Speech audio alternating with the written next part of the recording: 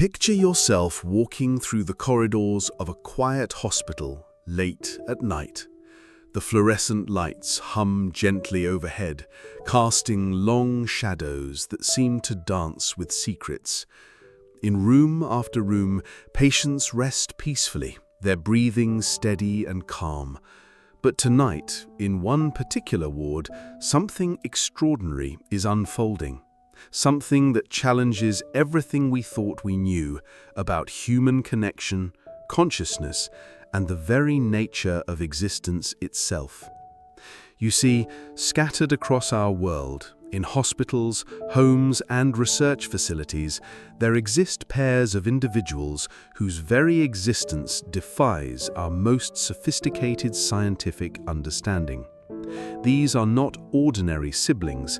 These are twins whose connections transcend the physical realm, whose shared experiences blur the boundaries between individual consciousness and collective being. They are the twins that science cannot explain, and their stories will gently guide us through the mysterious corridors of human enigma tonight. Imagine, if you will, two infants born minutes apart, their tiny hands reaching for each other across separate cribs. To the casual observer, they appear perfectly normal, two healthy babies beginning their journey through life. But as days turn to weeks, and weeks turn to months, something remarkable begins to emerge. When one cries, the other whimpers in sympathy, even when separated by walls and distance. When one falls ill, the other develops identical symptoms despite no physical contact. When one experiences joy, the other's face lights up with inexplicable happiness, as if they share not just genetics, but a single divided soul. These are not mere coincidences or the fanciful imaginations of hopeful parents. These are documented phenomena that have puzzled doctors, scientists, and researchers for generations. Tonight, we will explore the gentle mysteries of twins whose connections stretch beyond the boundaries of conventional understanding, whose stories whisper of possibilities that our current knowledge cannot quite grasp. You might find yourself wondering, as you settle into this journey with us, how such connections are possible. How can two separate individuals, each with their own brain, their own nervous system, their own distinct physical form, share experiences in ways that seem to transcend the very laws of biology? The answer, dear listener, remains beautifully elusive, wrapped in layers of mystery that science continues to unravel, thread by careful thread. As we move forward together through these extraordinary tales, you'll discover stories that span centuries and continents, from ancient civilizations who revered such twins as touched by the divine, to modern medical facilities where researchers document phenomena that challenge our understanding of consciousness itself. Each story we share tonight has been carefully chosen not to startle or disturb, but to gently illuminate the profound mysteries that exist within the realm of human experience. So settle in comfortably and let your mind drift along with us as we explore these enigmatic connections. Allow yourself to wonder about the invisible threads that might bind us all, the unseen forces that connect one consciousness to another. Tonight, we embark on a journey through the gentle mysteries of twins who defy explanation, whose very existence reminds us that the universe holds secrets far more beautiful and complex than we have yet learned to understand. The morning sun filtered through the lace curtains of the Morrison family home in rural Scotland, casting delicate patterns across the wooden floor where 2-year-old Margaret and Mary sat facing each other in perfect silence. To their mother, watching from the doorway with a cup of tea growing cold in her hands, the scene appeared ordinary enough, two identical toddlers playing quietly together. But as the minutes passed, something extraordinary began to unfold. Without speaking a single word, Without gesturing or pointing, the twins began to move in perfect synchronization. Margaret reached for a red wooden block at the exact moment Mary selected an identical blue one. They began building separate towers, their movements mirroring each other with a precision that defied explanation. When Margaret placed her block at a slight angle, Mary adjusted hers to match. When Mary paused to consider her next move, Margaret waited patiently, as if receiving some invisible signal that their shared construction required a moment of reflection. This scene, documented by Dr. Eleanor Hartwell in her comprehensive study of unexplained twin phenomena in 1987, represents just one example of what researchers have come to call silent communication, a form of interaction between twins that appears to bypass all conventional methods of information exchange.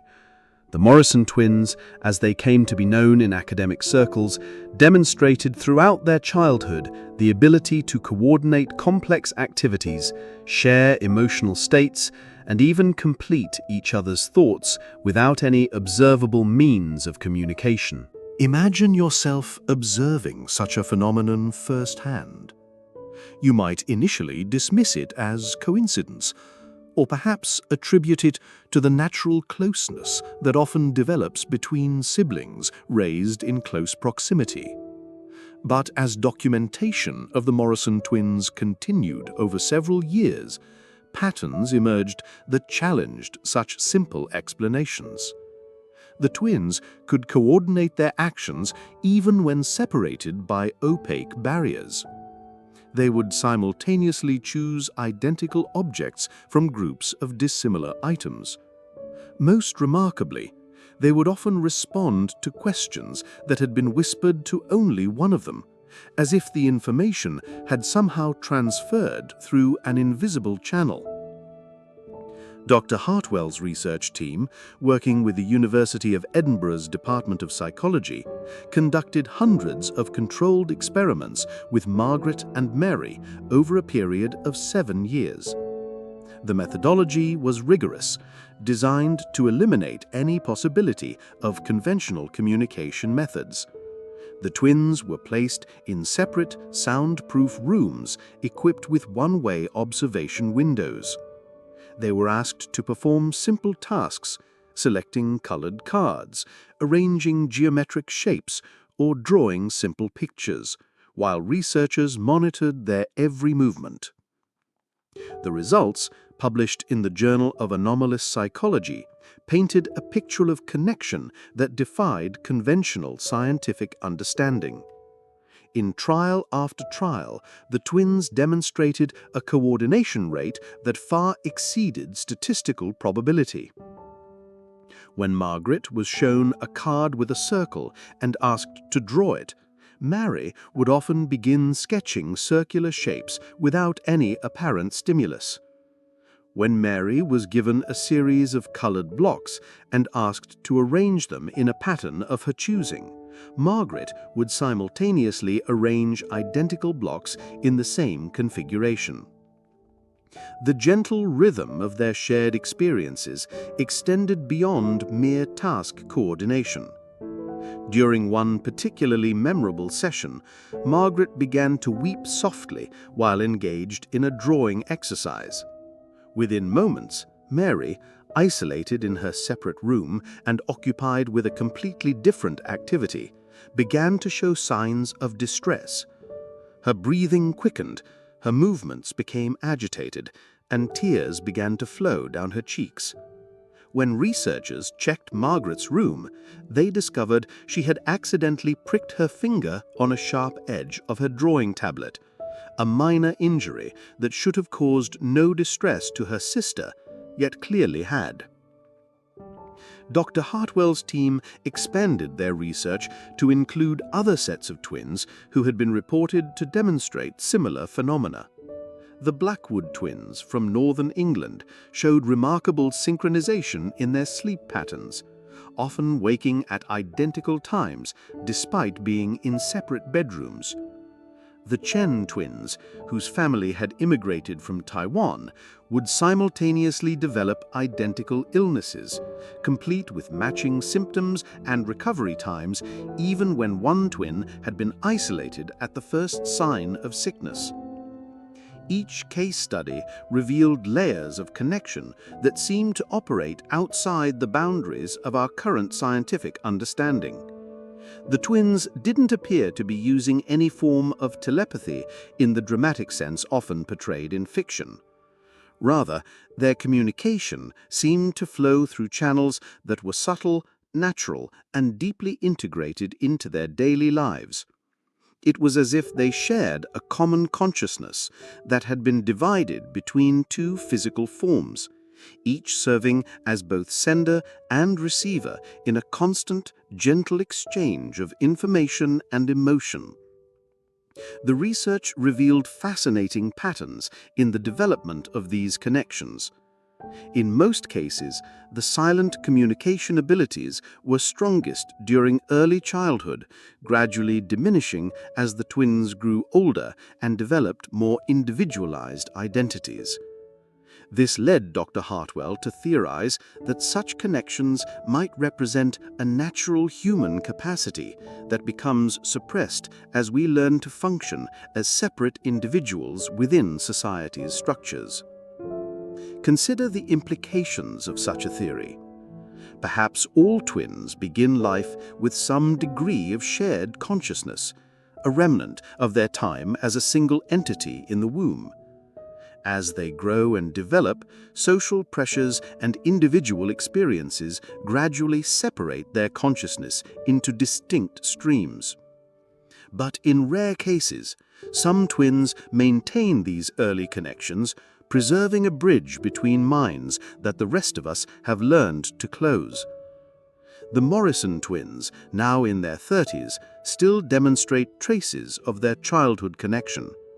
Margaret, who became a teacher in Glasgow, reports that she often thinks of her sister at the exact moment Mary calls.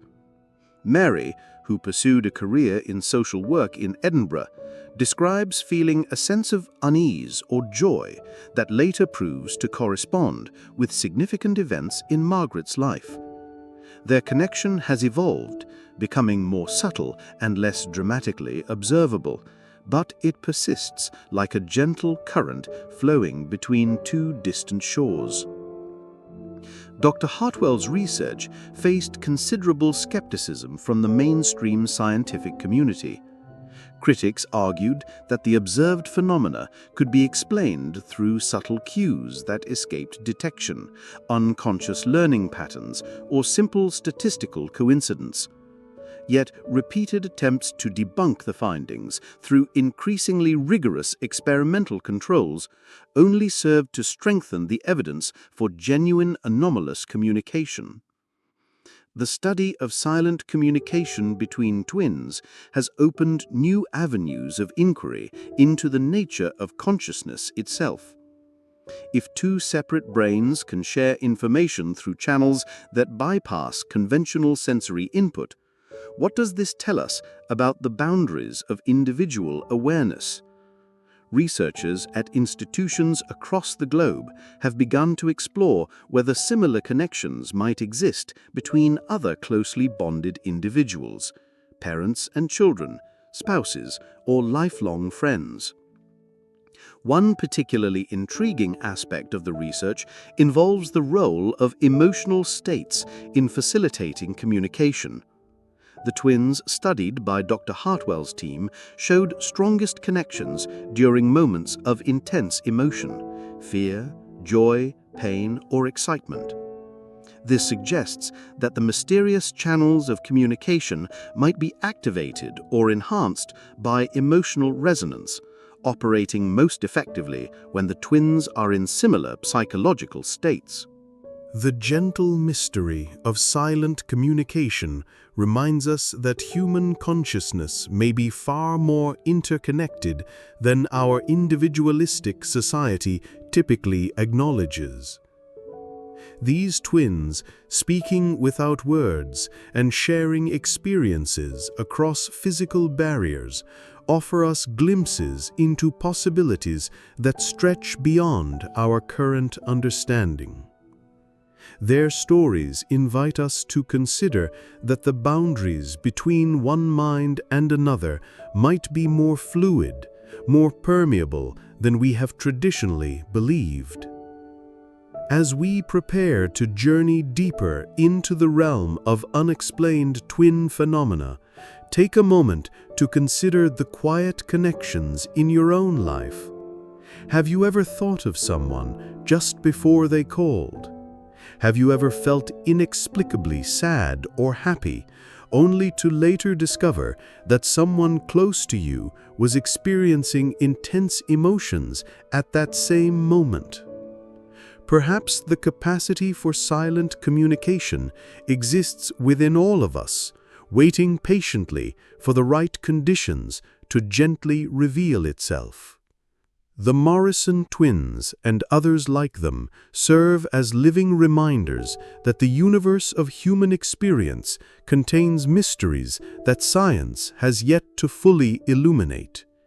Their silent conversations, conducted through channels we cannot yet map or measure, whisper of connections that bind us in ways both beautiful and profound. In the gentle rhythm of their shared lives, we glimpse possibilities that expand our understanding of what it means to be human, to be connected, to be conscious beings navigating the mysterious landscape of existence together. The sterile corridors of Massachusetts General Hospital hummed with their familiar rhythm of quiet efficiency on that December morning in 1974. Dr. Patricia Kellerman made her way toward the pediatric wing, her footsteps echoing softly against the polished linoleum floors. She carried with her a file that had been puzzling the medical staff for weeks: the case of 7-year-old twins David and Daniel Richardson, whose mysterious condition had brought them to the attention of researchers studying unexplained medical phenomena. The Richardson twins had been admitted 3 weeks earlier when Daniel developed what appeared to be acute appendicitis. His symptoms were textbook: severe abdominal pain, nausea, fever, and the characteristic tenderness that indicated immediate surgical intervention. But as the medical team prepared Daniel for emergency surgery, something extraordinary occurred that would challenge everything they thought they understood about the connection between physical bodies and shared experience. David, who had been perfectly healthy when they arrived at the hospital, suddenly doubled over in the waiting room, clutching his abdomen and crying out in pain that seemed to mirror his brother's exactly. Within minutes, he displayed identical symptoms to Daniel: the same localized pain, the same fever pattern, even the same specific areas of tenderness that the surgeons had identified in his twin. Yet David's appendix, when examined, showed no signs of inflammation or distress. Dr. Kellerman had encountered unusual cases throughout her career in pediatric medicine, but nothing had prepared her for what she observed over the following days. As Daniel recovered from his successful appendectomy, David's mysterious symptoms gradually subsided, following an identical timeline to his brother's healing process. When Daniel experienced post-operative pain, David would wince and hold the same area of his abdomen. When Daniel's fever broke, David's temperature normalized within hours. Most remarkably, when Daniel was given pain medication, David's discomfort would diminish even though he received no treatment himself. This phenomenon, which Dr. Kellerman would later term sympathetic physical resonance, represented just one documented case of twins who appear to share not only emotional states but actual physical sensations across space and time. The Richardson twins became the subjects of an intensive study that would span 7 years and involve researchers from Harvard Medical School, Johns Hopkins, and the National Institutes of Health. Imagine yourself as a researcher attempting to understand such a connection. You might begin by considering the conventional explanations, psychological sympathy, learned responses, or perhaps some form of psychosomatic manifestation triggered by anxiety about a sibling's condition. But as the documentation of the Richardson case continued, it became clear that such explanations fell far short of accounting for the specificity and consistency of their shared physical experiences. The twins were separated into different wings of the hospital for controlled observation. David was moved to the psychiatric ward, where he could be monitored by specialists trained to detect signs of psychological distress or manufactured symptoms. Daniel remained in the surgical recovery unit, where his healing process could be tracked through standard medical protocols. Yet, the connection between them persisted with remarkable precision. When Daniel experienced phantom limb sensations common after abdominal surgery, the feeling that his appendix was still present and causing discomfort, David would simultaneously report identical sensations in the exact same location. When Daniel's surgical wound itched as it healed, David would scratch the corresponding area on his own body. Most extraordinarily, when Daniel's incision showed signs of minor infection and became inflamed, David developed a red, irritated patch of skin in the precise location of his brother's surgical site. Dr. Kellerman's research team expanded their investigation to include other documented cases of twins who appeared to share physical sensations. The Kowalski twins from Detroit had gained attention when Maria experienced labor pains during her sister Elena's childbirth, despite being 3 states away and having no knowledge that Elena had gone into labor. The Patel twins from Mumbai had been studied by researchers at the All India Institute of Medical Sciences after Raj consistently developed identical injuries to those sustained by his brother Vikram during their separate sporting activities.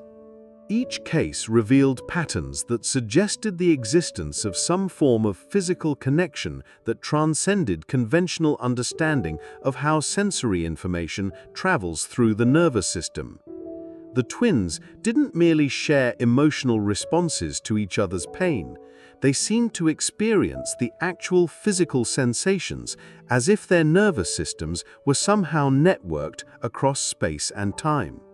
The research methodology required exquisite attention to detail and careful elimination of conventional explanations. Twins were often separated by hundreds of miles and had no knowledge of when their sibling might be experiencing physical stimuli. In controlled laboratory settings, one twin would be subjected to mild, harmless physical sensations, gentle pressure, changes in temperature, or light touches, while their sibling was monitored for any corresponding physical responses. The results, documented across multiple studies and published in peer-reviewed journals, painted a picture of connection that challenged fundamental assumptions about the boundaries of individual physical experience. In study after study, twins demonstrated the ability to respond to physical stimuli applied to their sibling's body. The responses weren't always identical in intensity, but they showed consistent patterns that far exceeded what could be explained by chance or unconscious cueing. Consider the case of the Nakamura twins, studied extensively at Tokyo University's Institute for Advanced Neurological Research. Kenji and Hiroshi had been referred to the institute after their parents noticed that they seemed to share injuries with uncanny frequency. When Kenji broke his arm during a soccer game, Hiroshi, who was at home studying, suddenly began favoring his corresponding arm and complained of pain in the exact location of his brother's fracture. X-rays revealed no physical damage to Hiroshi's bone, yet he continued to experience discomfort that matched Kenji's healing process exactly. Dr. Yuki Tanaka, the lead researcher on the Nakamura case, developed a series of elegant experiments to test the boundaries of this connection. The twins were placed in separate, electromagnetically shielded rooms to eliminate any possibility of conventional signal transmission. Kenji was fitted with a device that delivered precisely controlled pressure to various points on his body, while Hiroshi was monitored for any corresponding sensory responses. The results were both fascinating and mystifying. Hiroshi consistently responded to approximately 60% of the stimuli applied to his brother, showing physiological changes, altered heart rate, skin conductance, even localized muscle tension that corresponded to the timing and location of the pressure applied to Kenji. The connection wasn't perfect or completely reliable, but it was far more consistent than random chance would predict. Dr. Tanaka's research revealed that the connection seemed strongest during states of relaxation and emotional calm, when the twins were stressed, anxious, or highly focused on other activities. Their ability to share physical sensations diminished significantly. This led to theories that the phenomenon might be related to altered states of consciousness or heightened sensitivity that occurs when the mind is in a receptive, meditative state. The gentle rhythm of shared physical experience extended beyond simple sensory input to include more complex physiological processes. The Anderson twins from Stockholm were studied after medical staff noticed that their heart rates and breathing patterns would synchronize even when they were in separate rooms. Their brainwaves, monitored through EEG equipment, showed remarkable similarities during sleep, often entering and exiting different sleep stages at nearly identical times. One of the most documented cases involved the Santos twins from São Paulo, Brazil. Carmen and Claudia had been born joined at the hip but were successfully separated at age 2 through complex surgical procedures. Despite their physical separation, they continued to demonstrate an extraordinary level of sensory sharing throughout their childhood and adolescence. When Carmen experienced menstrual cramps, Claudia would develop identical symptoms at exactly the same time, despite their cycles being naturally different. When Claudia injured her ankle during a dance performance, Carmen immediately began limping and complained of pain in the corresponding location. Dr. Isabella Montero, who studied the Santos twins for over a decade, theorized that their early physical connection might have created lasting neurological pathways that persisted even after surgical separation. Brain imaging studies revealed unusual symmetries in their neural patterns, particularly in regions associated with sensory processing and pain perception. It was as if their nervous systems had learned to function as a shared network during their time as conjoined twins, and had never fully learned to operate independently. The phenomenon of shared physical sensations raises profound questions about the nature of consciousness and its relationship to the physical body. If sensory experience can somehow be transmitted between separate nervous systems, what does this tell us about the boundaries of individual awareness? Are these twins accessing some form of quantum entanglement at the biological level, or do they represent examples of consciousness that exists partially outside the physical brain? Some researchers have proposed that the phenomenon might be related to mirror neuron systems, specialized brain cells that fire both when performing an action and when observing others perform the same action. In typical individuals, mirror neurons help us understand and empathize with others' experiences. But in these unusual twins, the mirror neuron response might be so highly developed that it creates actual sensory experiences rather than simply emotional understanding. Dr. Rebecca Sterling, a neuroscientist at Cambridge University who has studied shared sensation phenomena for over 2 decades, suggests that these twins might represent examples of consciousness that never fully individuated during development. Most of us learn to distinguish between self and other as we grow, she explains in her groundbreaking research. But these twins seem to maintain a shared sense of embodied experience that transcends individual physical boundaries. The implications of such research extend far beyond the study of unusual twin connections. If consciousness can somehow share sensory information across separate bodies, it suggests that our understanding of how awareness relates to physical form might be fundamentally incomplete. These twins serve as living laboratories, offering glimpses into possibilities that challenge our most basic assumptions about the nature of embodied experience. The Richardson twins, now in their 50s, continue to demonstrate traces of their childhood connection. David reports that he sometimes feels phantom sensations when Daniel experiences significant physical events: the pressure of a dental procedure, the soreness after intense exercise, even the warmth of sitting in direct sunlight on a particularly bright day. The connection has evolved and diminished over time, but it persists like a gentle current flowing between their separate lives. Their story, along with those of other twins who share physical sensations, reminds us that the boundaries between one body and another might be more fluid than we typically imagine. In the quiet rhythm of their shared experiences, we glimpse possibilities that expand our understanding of what it means to inhabit a physical form, to feel sensation, to exist as conscious beings in bodies that may be more interconnected than we have traditionally believed. As we prepare to explore our next mysterious phenomenon, consider the subtle physical connections you might share with those closest to you. Have you ever felt inexplicably tired when a loved one was exhausted? Have you ever experienced phantom pains or sensations that later proved to correspond with someone else's physical experiences? Perhaps the capacity for shared sensation exists within all of us, waiting quietly for the right conditions to gently reveal itself. These mirror souls, feeling each other's pain and pleasure across the vast spaces that separate their bodies, whisper of connections that bind us in ways both profound and beautiful. Their shared experiences remind us that the mystery of consciousness extends far beyond individual awareness, touching realms of connection that science has yet to fully understand or explain.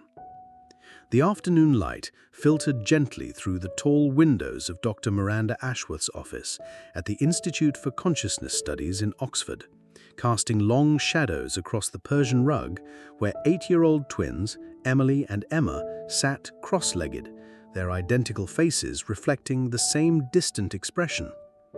Dr. Ashworth had been studying unusual memory phenomena for 15 years, but nothing in her extensive research had prepared her for the case that the Whitmore family had brought to her attention.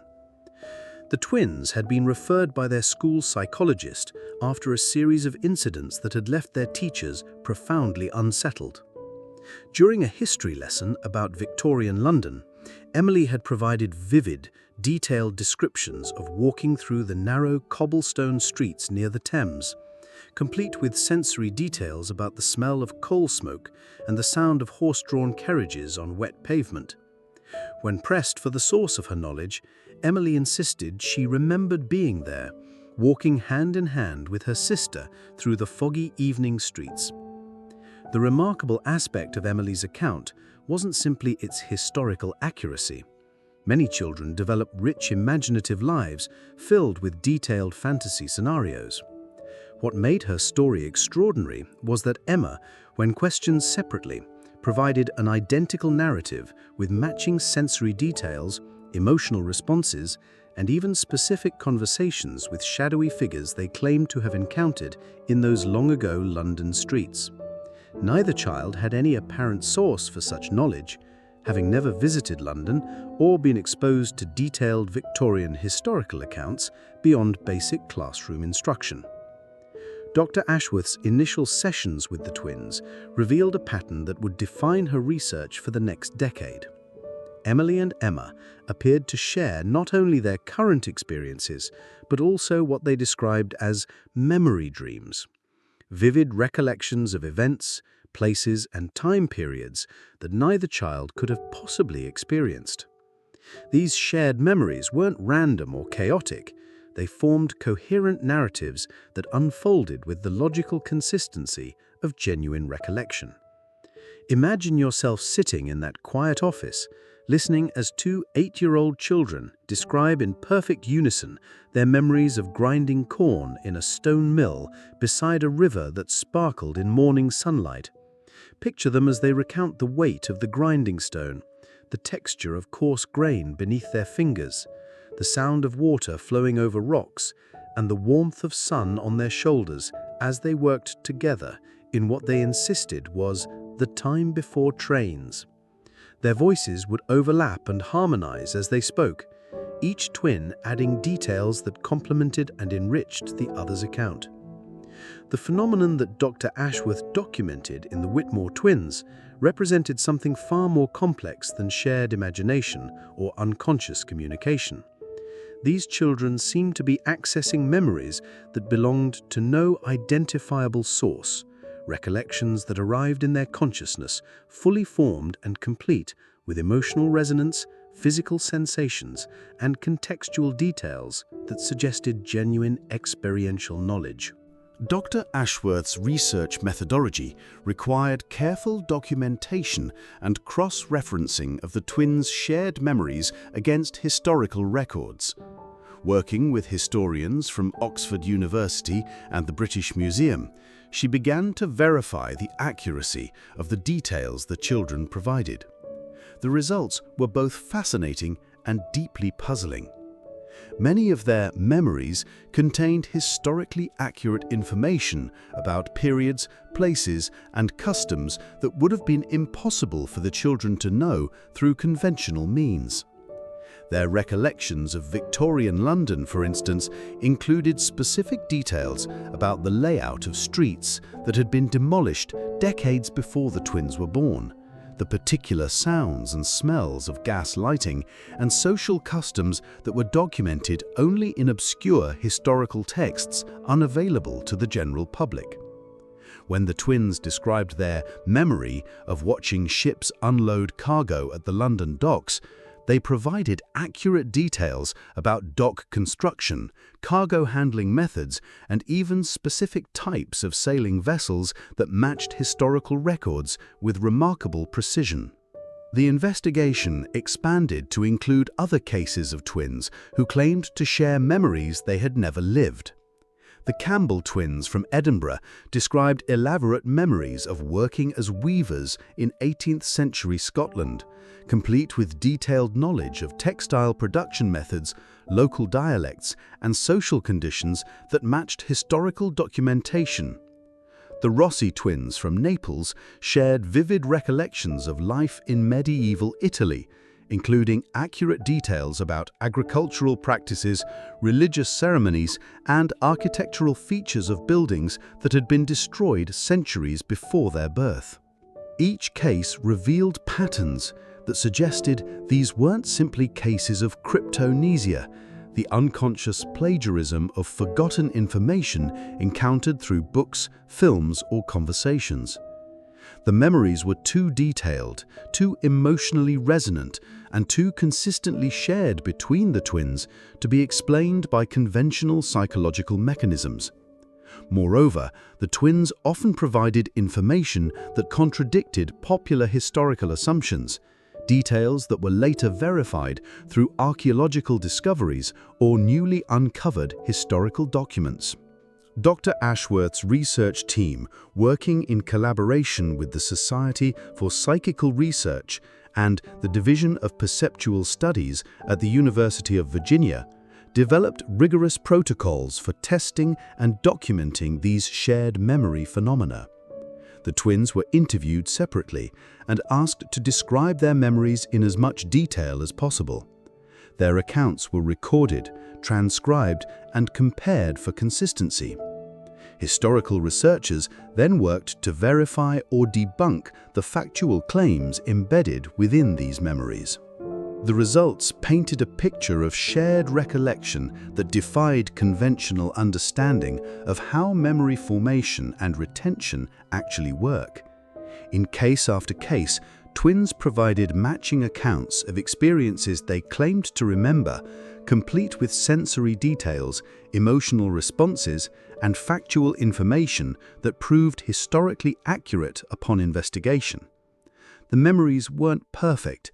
They contained gaps, inconsistencies, and occasional inaccuracies, but they demonstrated a level of coherence and historical validity that couldn't be easily dismissed.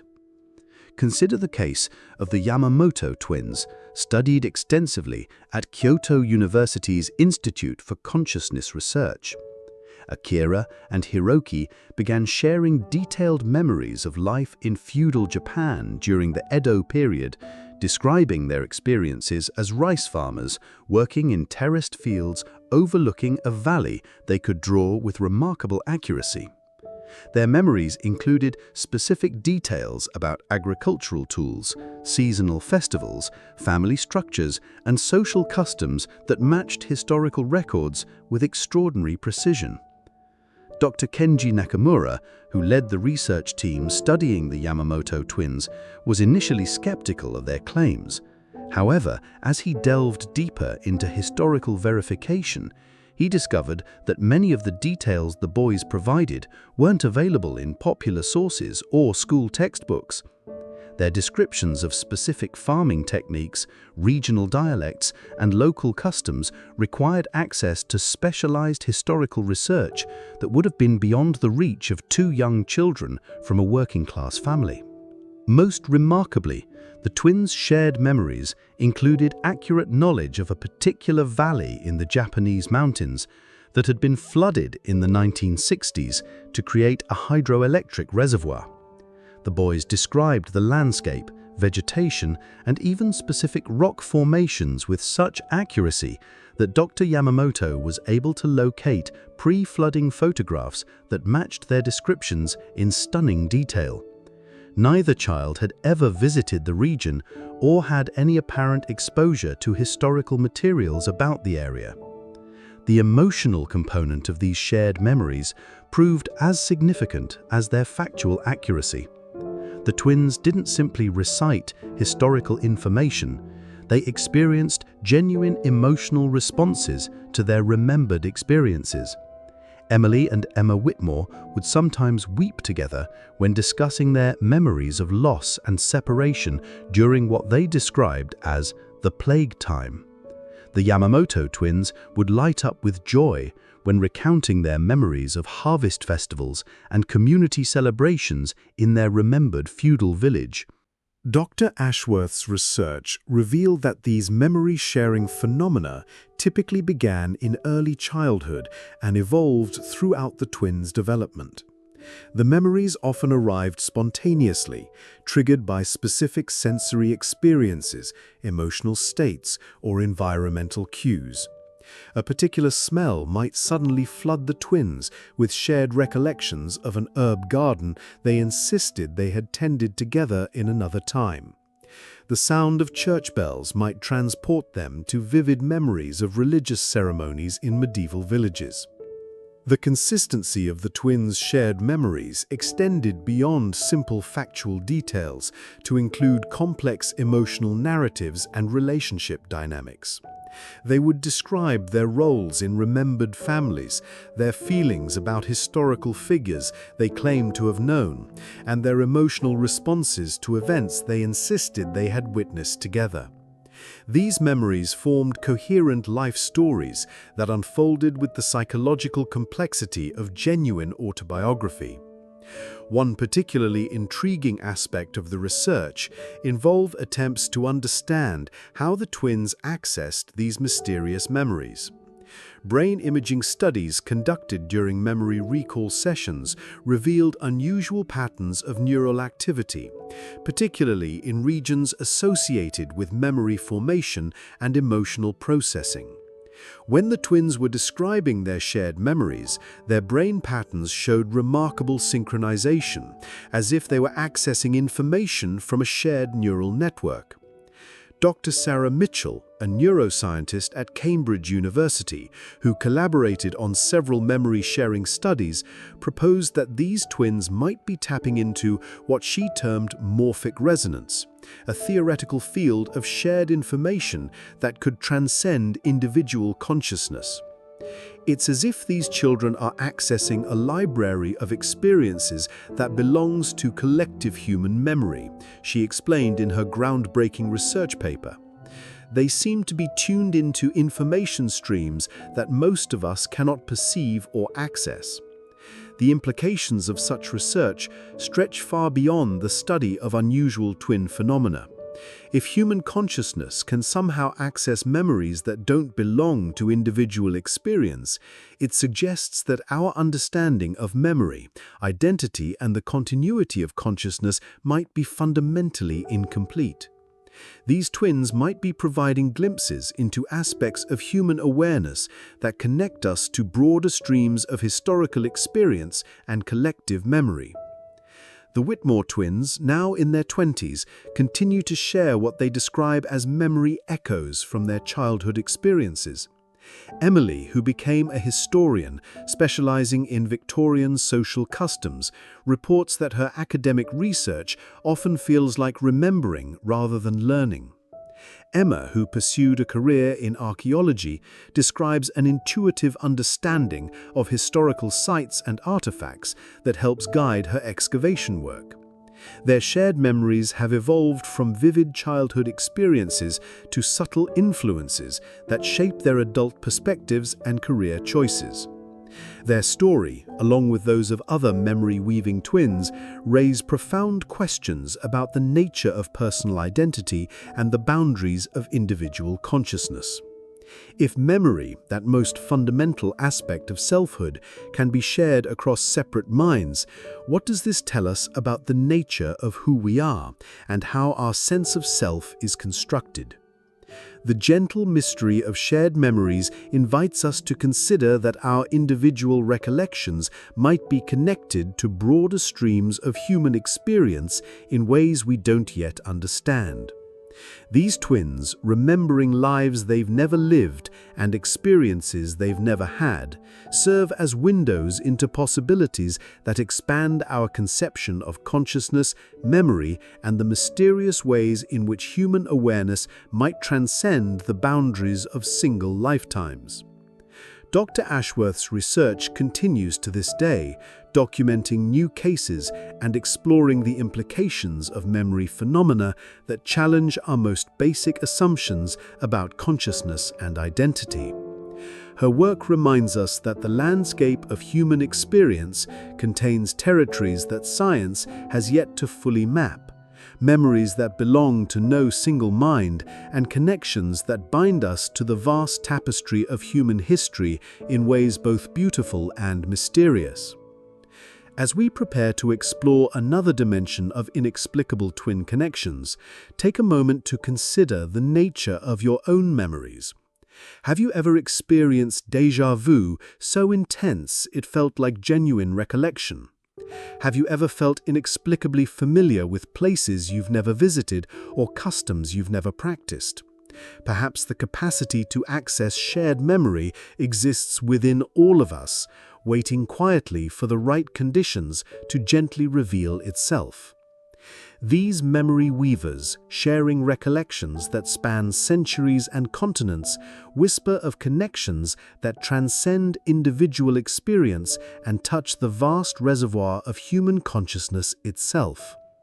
In their gentle remembering of times and places they've never known, we glimpse possibilities that remind us how much mystery still surrounds the nature of awareness, memory, and the threads that connect one consciousness to the endless tapestry of human experience.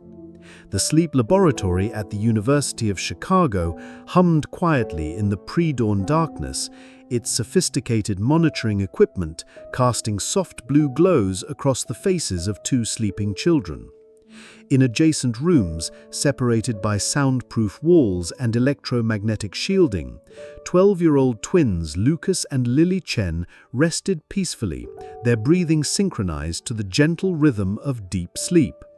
Dr. Elena Vázquez watched the dual streams of data flowing across her monitors, documenting what would become one of the most extraordinary cases in the study of shared dream phenomena. The Chen twins had been referred to Dr. Vázquez's sleep research laboratory after months of reports from their parents about synchronized nightmares, shared dream narratives, and sleep behaviors that defied conventional understanding. Their mother, Dr. Alice Chen, was herself a neurologist and had initially dismissed her children's claims of dreaming together as typical childhood imagination. But as the reports continued and became increasingly specific and verifiable, she began to document patterns that challenged her scientific skepticism. The twins would wake simultaneously from deep sleep, often at precisely the same moment, despite being in separate bedrooms with no audible connection between them. More remarkably, they would describe identical dream scenarios with matching details, emotional responses, and narrative progressions that unfolded like chapters in a shared story. Their dreams weren't simple or generic, they were complex, emotionally rich experiences filled with specific characters, detailed landscapes, and intricate plot developments that continued from night to night like an ongoing serial narrative. Dr. Vázquez had spent 2 decades studying sleep disorders and dream phenomena, but nothing in her extensive research had prepared her for the level of dream synchronization demonstrated by the Chen twins. During their first night in the laboratory, connected to electroencephalograph machines that monitored their brain activity throughout sleep cycles, the twins exhibited patterns that challenged fundamental assumptions about the isolated nature of dream consciousness. Imagine yourself observing the gentle rise and fall of their synchronized breathing, watching as the EEG traces on dual monitors showed brainwave patterns that moved in remarkable harmony. As Lucas entered REM sleep, the stage associated with vivid dreaming, Lily's brain activity would shift into corresponding patterns within minutes. When Lucas's dream activity showed the characteristic spikes associated with intense visual imagery, Lily's recordings would display similar patterns at nearly identical times. The content of their shared dreams proved even more extraordinary than the physiological synchronization. Upon waking, the twins would describe elaborate dream experiences that unfolded like scenes from a collaborative movie.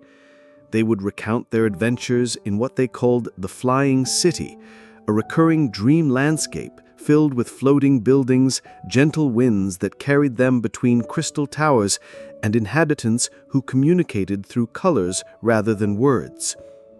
Their descriptions weren't simply similar, they were complementary, with each twin contributing details that filled gaps in the other's narrative. Lucas would describe the architecture of the crystal towers in vivid detail, while Lily would recount the conversations they had with the color-speaking inhabitants. When pressed for specifics, they would build upon each other's accounts, adding layers of detail that suggested they had experienced the same dream events from different perspectives within the shared narrative. Dr. Vázquez's research team, working in collaboration with dream researchers from Stanford University and the Institute for Advanced Consciousness Studies, developed protocols for documenting and analyzing shared dream phenomena. The twins were monitored continuously during sleep, with researchers making detailed notes of their physiological responses, sleep stage transitions, and post-awakening dream reports. Video cameras recorded their sleep behaviors, documenting synchronized movements, facial expressions, and vocalizations that occurred during dream states. The results painted a picture of dream sharing that operated on multiple levels simultaneously. Not only did the twins experience similar dream content, but their physiological responses during dreams showed remarkable coordination. When Lucas's dream involved running or physical exertion, his heart rate and breathing would increase, and Lily's vital signs would show corresponding changes even though her reported dream experience involved different but related activities within the same dream landscape. The research expanded to include other documented cases of twins who appeared to share dream experiences. The Kowalski twins from Warsaw had gained attention when their parents noticed that both children would wake from nightmares at identical times, describing the same threatening figures and dangerous situations with matching emotional intensity. The Okafor twins from Lagos shared recurring dreams of an ancient African village where they worked together as healers, using traditional medicines and spiritual practices they had never encountered in their waking lives. Each case revealed patterns that suggested dream sharing operated through mechanisms that transcended conventional understanding of how consciousness functions during sleep. The twins weren't simply having similar dreams, they appeared to be sharing the same dream space, experiencing events from different vantage points within a unified narrative structure that unfolded across their separate sleeping minds. Consider the case of the Anderson twins, studied extensively at the Karolinska Institute in Stockholm. Eric and Anna had been sharing dreams since early childhood, but their dream experiences became particularly intriguing during adolescence when they began dreaming together about mathematical concepts and scientific principles. In their shared dreams, they would work together to solve complex equations, design theoretical machines, and explore abstract mathematical relationships that neither had studied in their waking education. Dr. Lars Eriksson, who led the research team studying the Anderson twins, was initially skeptical of their claims until he began documenting the mathematical knowledge they demonstrated after their shared dream sessions. The twins would wake with understanding of advanced calculus concepts, geometric principles, and even theoretical physics ideas that were well beyond their formal educational level. When tested separately, they could apply these dream-acquired concepts to solve problems they had never encountered before. The implications were profound. If the twins were genuinely acquiring new knowledge through their shared dream experiences, it suggested that dream consciousness might have access to information sources that transcend individual learning and memory.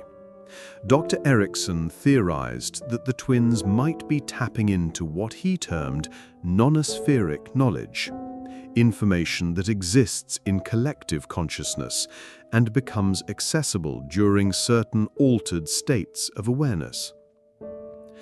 Dr. Vasquez's research revealed that shared dreaming often occurred during specific stages of sleep when brain activity was most synchronized between the twins.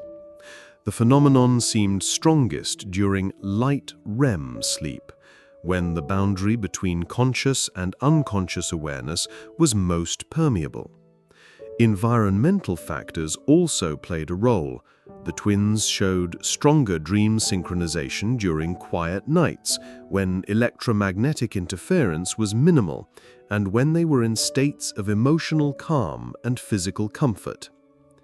The consistency of shared dream narratives across multiple nights suggested that the twins were accessing a persistent dream reality that existed independently of their individual consciousness. Their flying city dreams, for instance, showed architectural and social developments that evolved logically from night to night. Buildings would be constructed, relationships between dream characters would develop, and conflicts would be resolved in ways that demonstrated narrative continuity spanning weeks or months of dream sessions.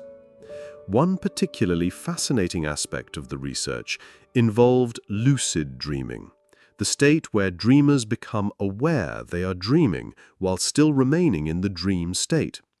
The Chen twins demonstrated an ability to achieve lucid dreaming simultaneously and to coordinate their actions within the shared dream space. They could agree while awake to meet in specific locations within their dream landscape and would successfully rendezvous during their sleep, confirming their meeting upon awakening with matching details about their dream interactions. Dr. Vasquez worked with meditation teachers and consciousness researchers to explore whether the twins' dream-sharing abilities could be enhanced through practice and training. The twins learned techniques for achieving deeper states of relaxation and mental synchronization before sleep. They practiced visualization exercises designed to strengthen their connection and developed rituals for entering sleep with shared intentions about their dream experiences. The training proved remarkably effective. The twins' dream synchronization became more frequent and more detailed. They learned to navigate their shared dream landscapes with increasing skill, exploring different regions of their dream world and developing relationships with recurring dream characters. Their shared dreams became more complex and emotionally nuanced, incorporating themes and challenges that seemed to reflect their developmental needs and psychological growth. The neurological mechanisms underlying shared dreaming remained largely mysterious, but brain imaging studies revealed intriguing patterns. During synchronized dream states, the twins showed unusual coherence in brainwave patterns, particularly in regions associated with visual processing, emotional regulation, and memory formation. Their brains seemed to be operating in harmony, creating conditions that might allow for shared access to dream consciousness. Some researchers theorized that shared dreaming might represent a form of quantum entanglement at the neurological level, with the twins' consciousness becoming interconnected in ways that transcend physical separation. Others proposed that the phenomenon might involve electromagnetic fields generated by the brain that could influence nearby nervous systems under certain conditions. The mystery remained beautifully elusive, wrapped in the complex interplay of consciousness, sleep, and the still unknown mechanisms that govern dream formation. The Chen twins, now in their 20s, continue to share dream experiences, though less frequently than during their childhood years. Lucas, who became a filmmaker, reports that many of his creative ideas originate from their shared dream landscapes. Lily, who pursued a career in psychology, specializes in dream therapy and uses insights from her shared dreaming experiences to help clients explore their own dream worlds. Their connection has evolved, but persists, like a gentle current flowing between their sleeping minds. Their story, along with those of other dream-dancing twins, raises profound questions about the nature of consciousness during sleep and the boundaries of individual awareness. If dream experience can be shared between separate minds, what does this tell us about the landscape of sleeping consciousness and its relationship to waking reality? The gentle mystery of shared dreaming invites us to consider that the realm of sleep might be far more interconnected than we typically imagine. These twins, dancing together through landscapes of dream and imagination, offer us glimpses into possibilities that expand our understanding of consciousness, creativity, and the mysterious territories we explore each night when we close our eyes and surrender to sleep. Dr. Vasquez's research continues to document new cases and explore the implications of dream phenomena that challenge our assumptions about the isolated nature of sleeping consciousness.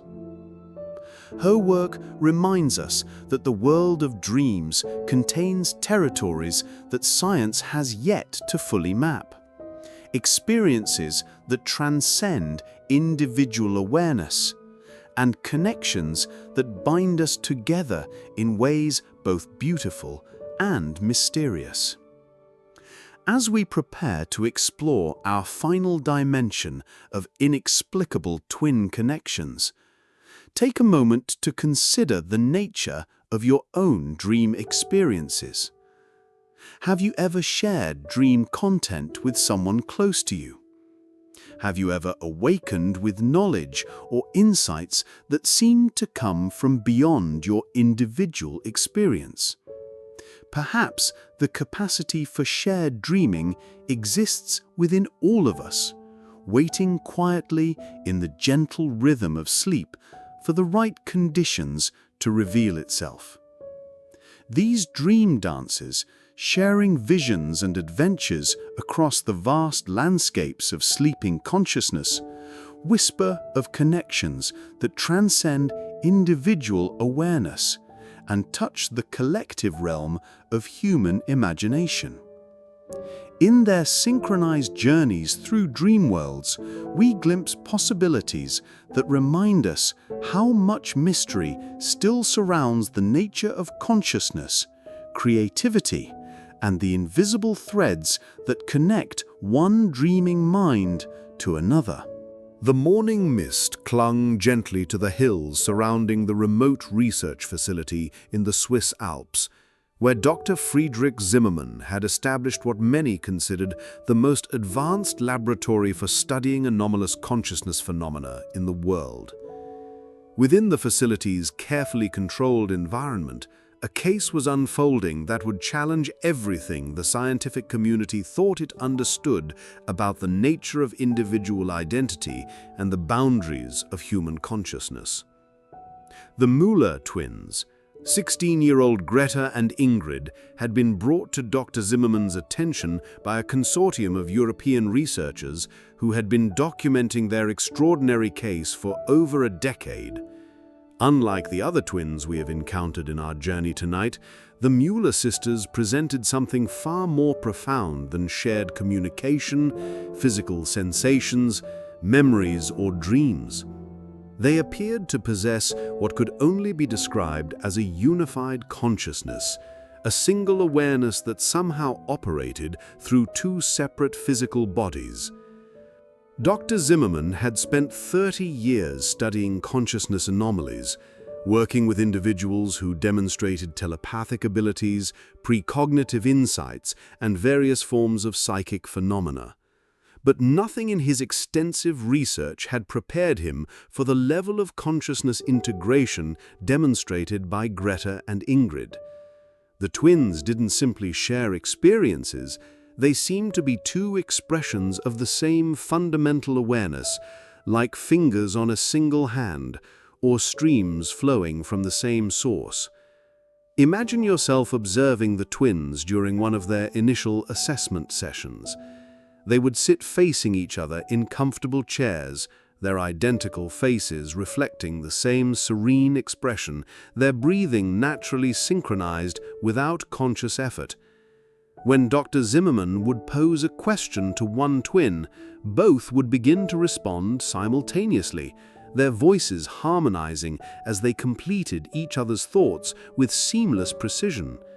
But this wasn't the finishing of sentences that we might observe in close friends or family members. It was the expression of thoughts that seemed to originate from a shared source of awareness. The phenomenon became even more extraordinary during complex cognitive tasks. When Greta was asked to solve mathematical problems, Ingrid would simultaneously work through the same calculations without being given the problems herself. When Ingrid was shown visual patterns and asked to identify sequences, Greta would begin drawing the correct answers before her sister had even finished viewing the materials.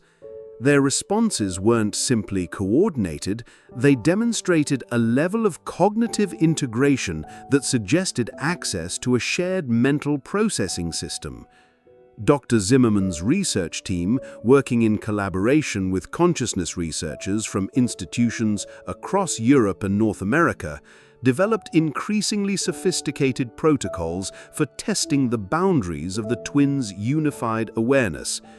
The sisters were placed in separate, electromagnetically shielded chambers designed to eliminate any possibility of conventional information transfer. They were given complex tasks that required sustained concentration, creative problem-solving, and emotional processing, while researchers monitored their physiological responses and cognitive performance. The results defied every conventional model of how consciousness operates within individual brains.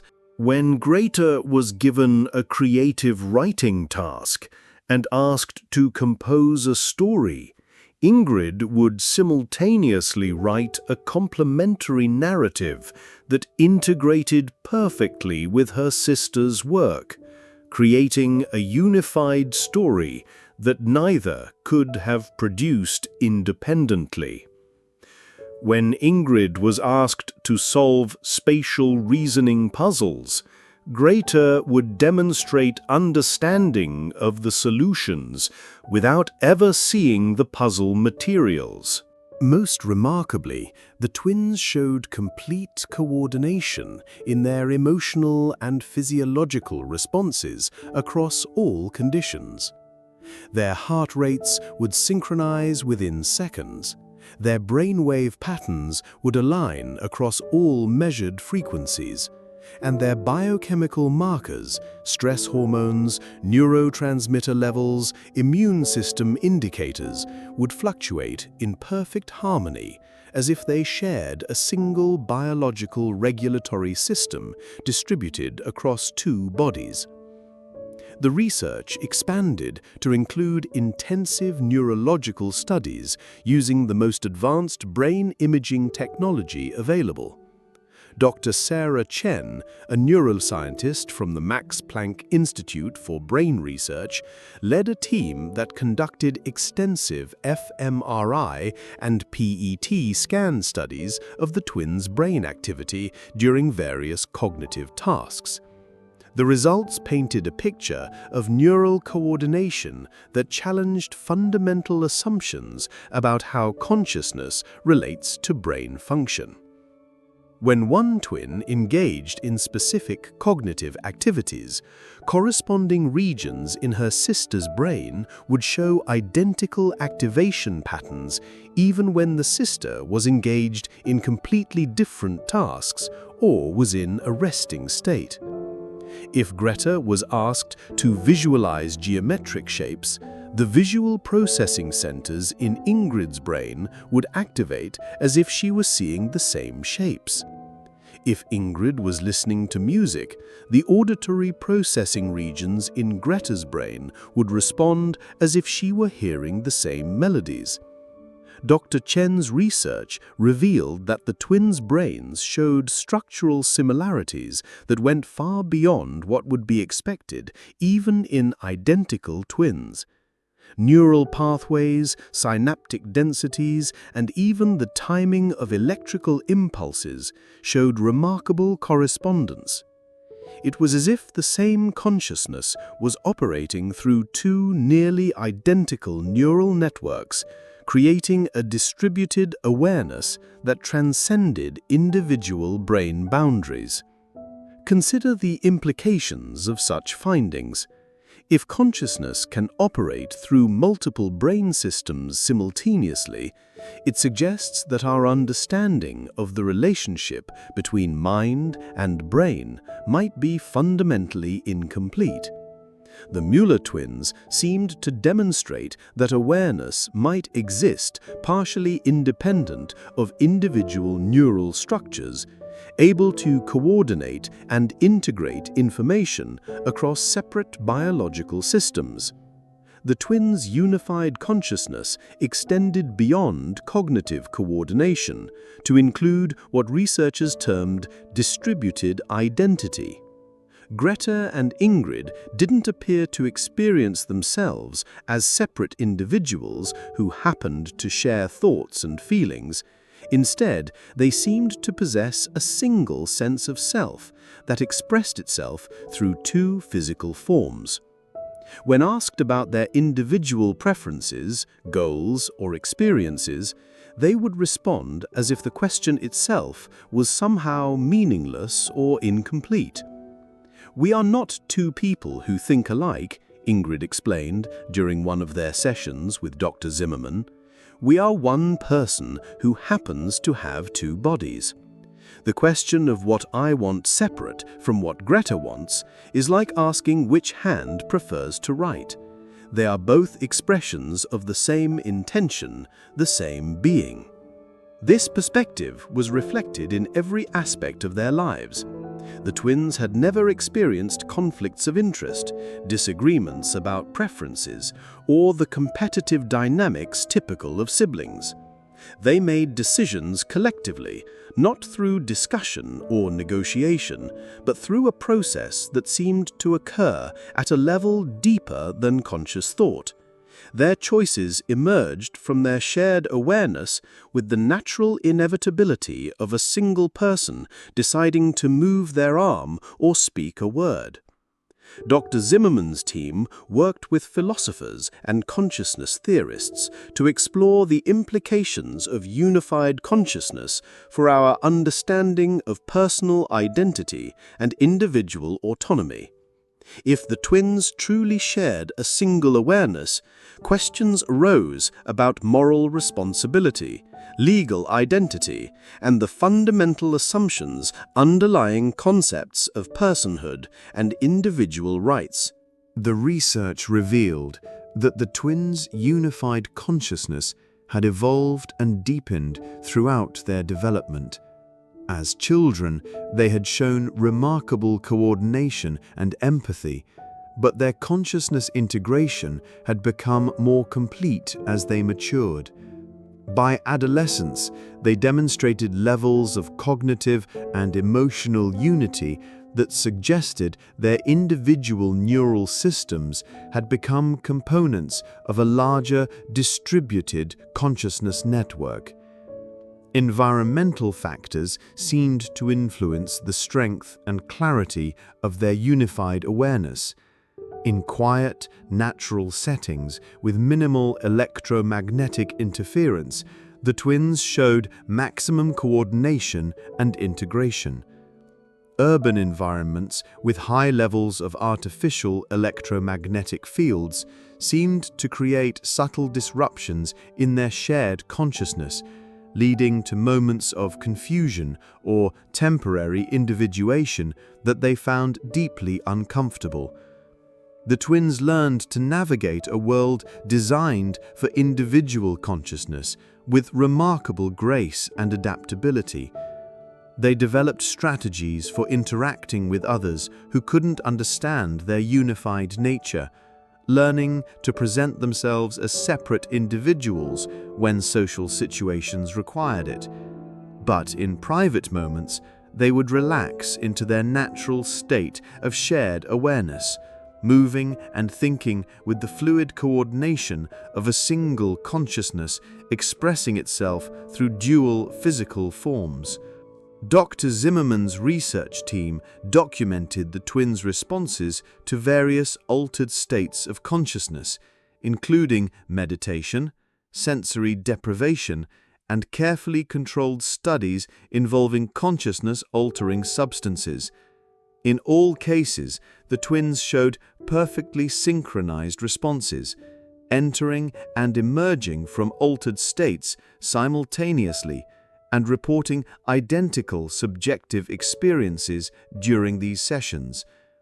The implications of such research extended far beyond the study of anomalous twin phenomena.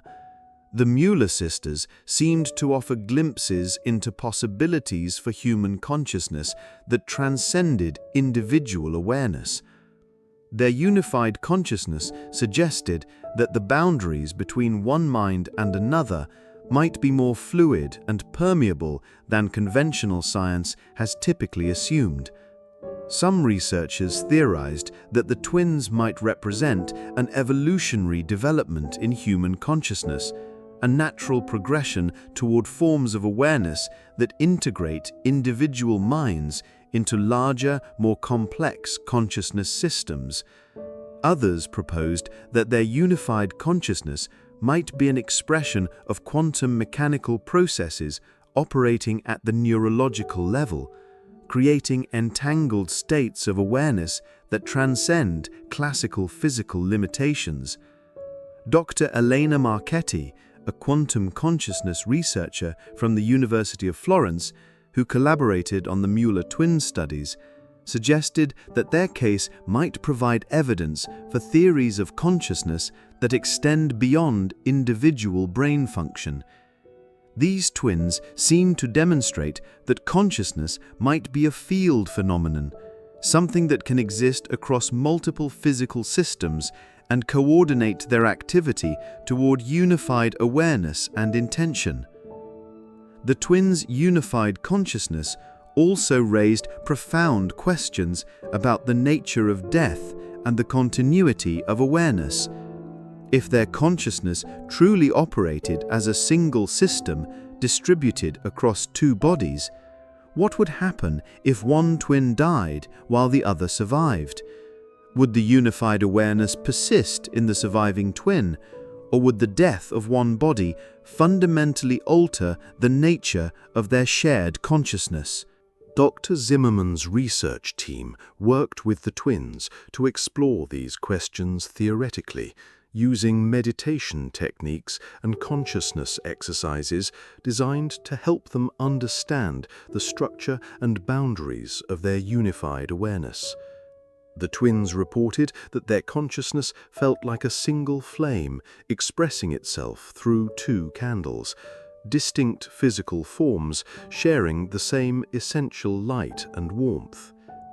The Mueller twins, now in their 30s, continue to live as expressions of unified consciousness, working together as consciousness researchers and meditation teachers. They have written books about their experiences, offering insights into the nature of shared awareness that challenge conventional assumptions about individual identity and the boundaries of human consciousness. Their work contributes to growing understanding of consciousness as a phenomenon that might transcend individual brain function and connect us in ways both subtle and profound. Their story represents the culmination of our journey through the mysterious realm of twins who defy scientific explanation. From silent communication and shared physical sensations to collective memories and synchronized dreams, we have explored connections that stretch beyond conventional understanding. But in the unified consciousness of the Mueller twins, we encounter something even more extraordinary, evidence that human awareness itself might be capable of transcending individual boundaries and expressing itself through forms of connection that science has yet to fully comprehend.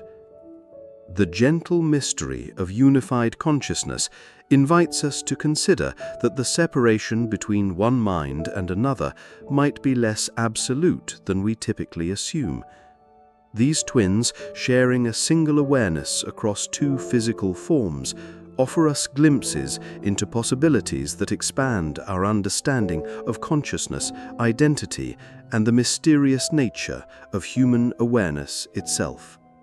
As we prepare to reflect on all the extraordinary phenomena we have explored tonight, consider the subtle connections that exist within your own experience of consciousness. Have you ever felt so closely connected to another person that the boundaries between self and other seemed to dissolve? Have you ever experienced moments when your awareness seemed to expand beyond individual perspective to encompass something larger and more inclusive? Perhaps the capacity for unified consciousness exists within all of us, waiting quietly for the right conditions to gently reveal itself. These unified souls, expressing single awareness through dual forms, whisper of connections that transcend individual consciousness and touch the deepest mysteries of human existence. In their shared being, we glimpse possibilities that remind us how much wonder still surrounds the nature of awareness, identity, and the invisible threads that might connect all consciousness in ways both beautiful and profound. As our gentle journey through the extraordinary world of mysterious twins draws to a close, We find ourselves standing at the threshold between the known and the unknowable, between the mapped territories of scientific understanding and the vast, uncharted realms of human possibility. The stories we have shared tonight of twins who communicate without words, who share physical sensations across impossible distances, who remember lives they have never lived, who dance together through landscapes of dream, and who express unified consciousness through separate forms, invite us to reconsider our most fundamental assumptions about the nature of human connection and awareness. Picture yourself now as we began, walking through those quiet hospital corridors, but with your perspective transformed by the extraordinary tales we have encountered together.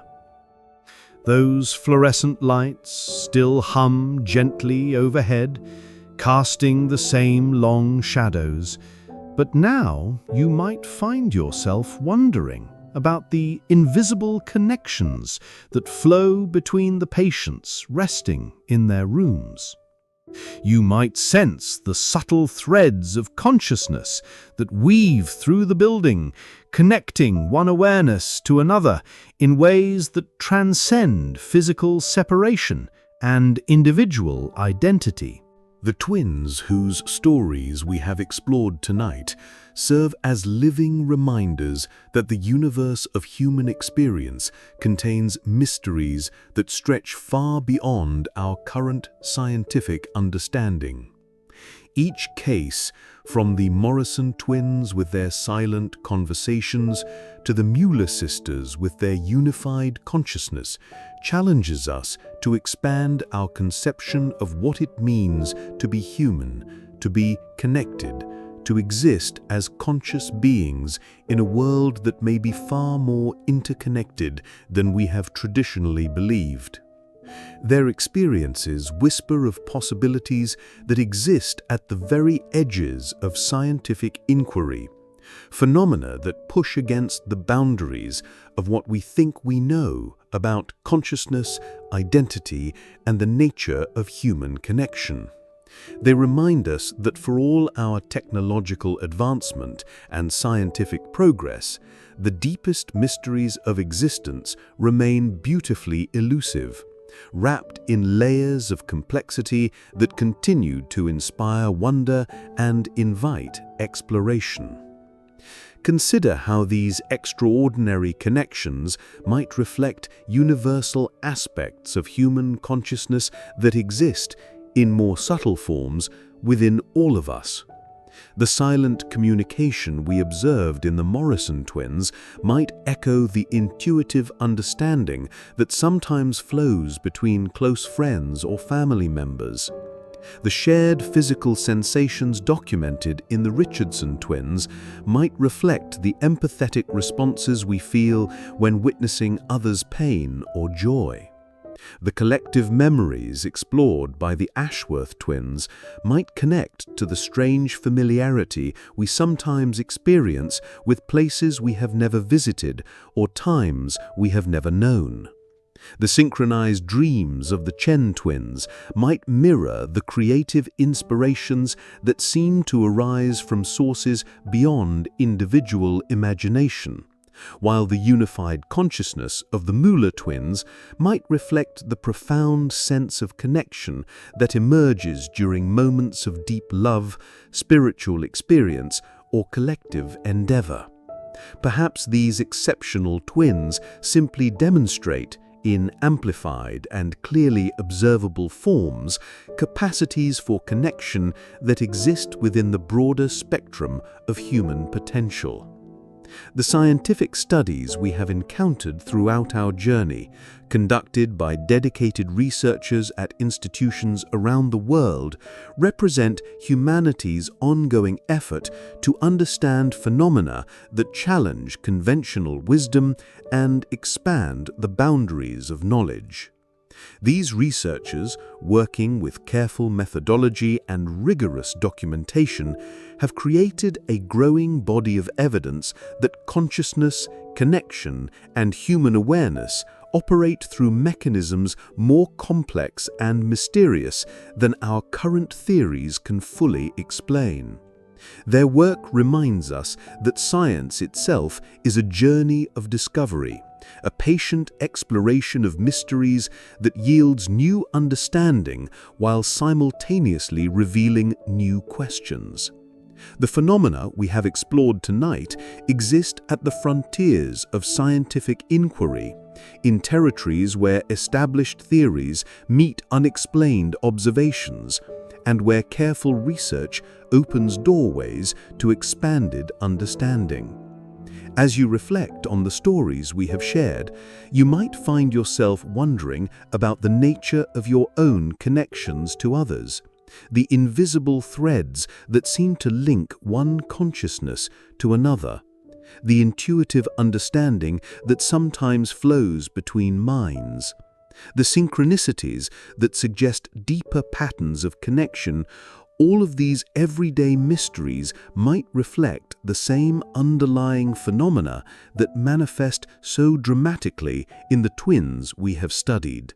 The gentle rhythm of connection that flows through human experience might operate through channels we have yet to fully understand, expressing itself through forms of communication, empathy, and shared awareness that transcend the conventional boundaries of individual consciousness. These twins, with their extraordinary demonstrations of connection, serve as windows into possibilities that exist within the broader landscape of human potential. Their stories also remind us of the importance of approaching mystery with both scientific rigor and open-minded wonder.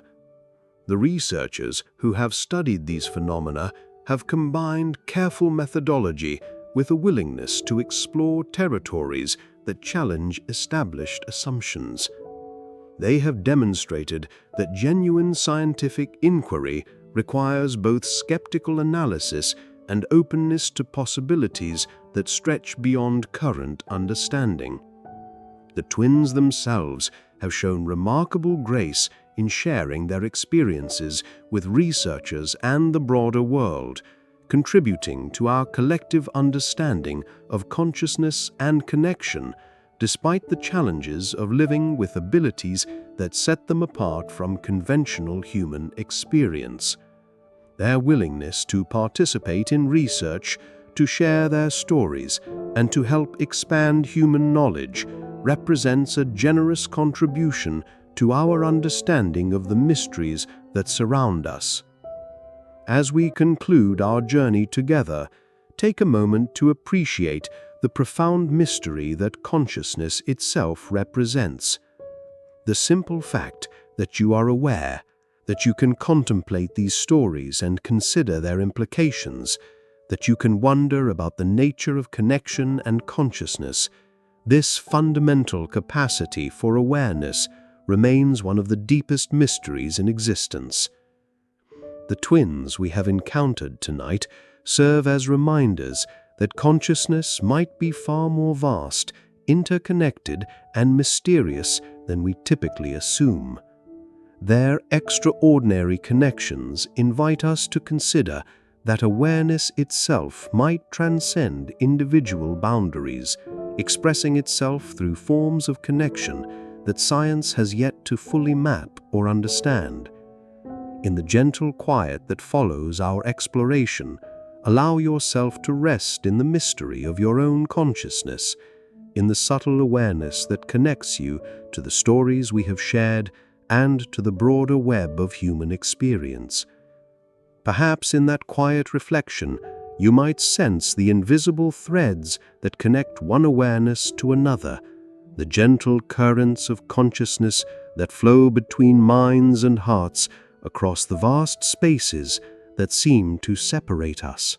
The twins that not even science can explain continue to live their extraordinary lives, serving as bridges between the known and unknown, between individual consciousness and collective awareness, between the mysteries we have learned to measure and those that remain beautifully beyond our current understanding.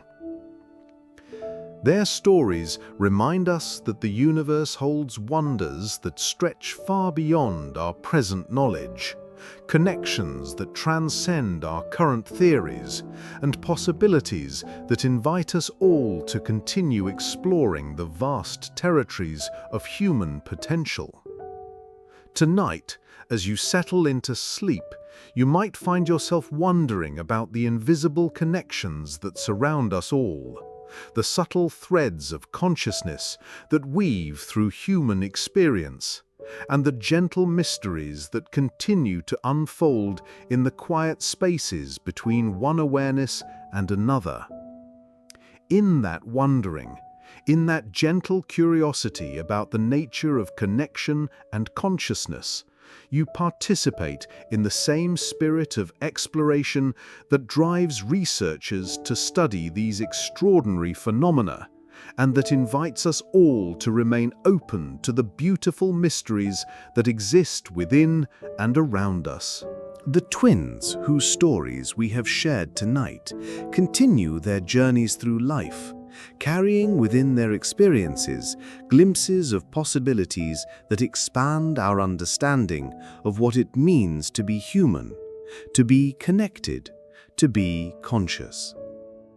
Their gentle mysteries remind us that the universe holds secrets far more beautiful and complex than we have yet learned to understand, and that the exploration of these mysteries, with both scientific rigor and open-hearted wonder, represents one of humanity's most profound and ongoing adventures.